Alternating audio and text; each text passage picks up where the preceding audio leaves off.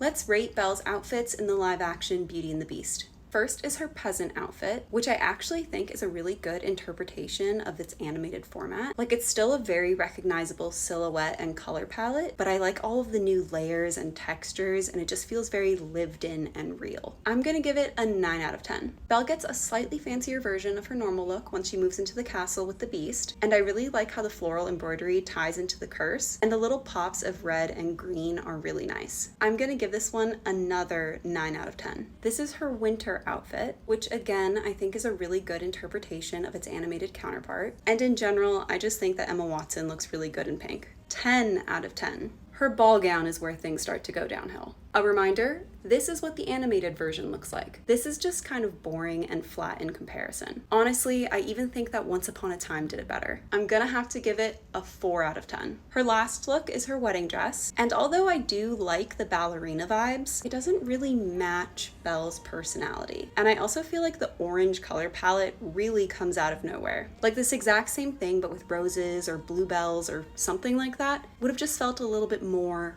her, but I'll still give it an 8 out of 10. What do you think about Belle's outfits?